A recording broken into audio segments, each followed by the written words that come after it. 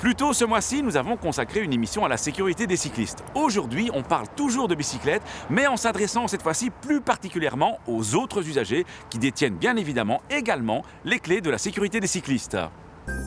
D'une manière générale, les conducteurs sont priés de ne pas mettre en danger un cycliste qui circule réglementairement sur la voie publique.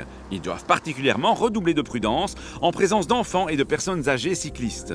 Lors du dépassement de cyclistes, les automobilistes et les motards doivent laisser une distance latérale d'au moins 1 mètre. Cet espace est essentiel pour l'équilibre du cycliste.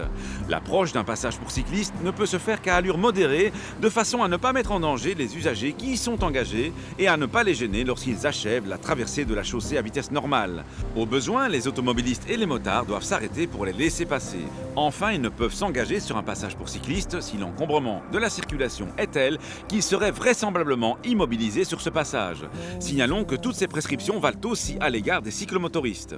En plus de ces prescrits légaux, il y a des conseils de prévention qui peuvent être donnés à la fois aux autres conducteurs et aussi aux piétons. Alors pour les piétons d'abord, ne vous fiez jamais à l'oreille pour traverser la route, donc toujours regardez des deux côtés. Pourquoi ? Parce que les cyclistes sont souvent autorisés à arriver des deux côtés de la voirie, alors que celle-ci est à sens unique pour les autres usagers. Ensuite, si vous êtes amené à marcher sur une piste cyclable, cédez toujours le passage aux cyclistes parce qu'ils sont prioritaires. Et si vous empruntez un trottoir partagé, veillez à respecter la zone qui vous est consacrée. Et s'il n'y en a pas, alors la règle c'est cyclistes et piétons, soyez courtois. Pour les autres conducteurs, donc il faut toujours vérifier qu'il n'y ait pas de cyclistes dans les angles morts lorsque vous traversez un carrefour ou lorsque vous manœuvrez.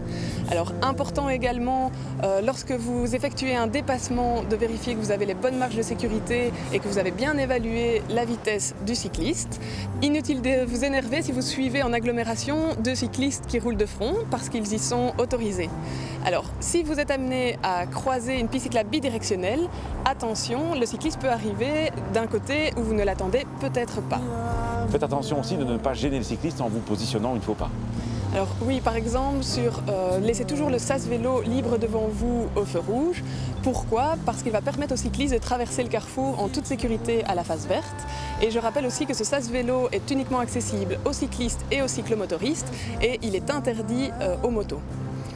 Alors, dernier conseil également, ne jamais stationner sur une piste cyclable ou se garer en double fil parce que cela amène souvent le cycliste à réaliser une manœuvre potentiellement dangereuse.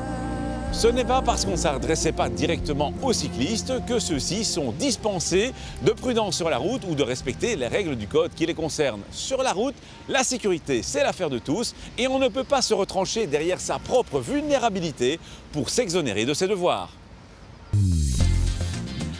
À la question de la semaine dernière, il fallait répondre qu'une trottinette électrique qui roule à moins de 18 km/h est considérée comme un engin de déplacement. A gagné cette semaine un sac de voyage Davids. La question : un vélo avec des roues de plus de 50 cm de diamètre doit avoir un frein à l'avant et à l'arrière ou un frein à l'arrière. Soit vous téléphonez au 0905 56 493, soit vous envoyez un SMS au 60 20 en tapant contact 1, 2 ou 3 et vos coordonnées complètes.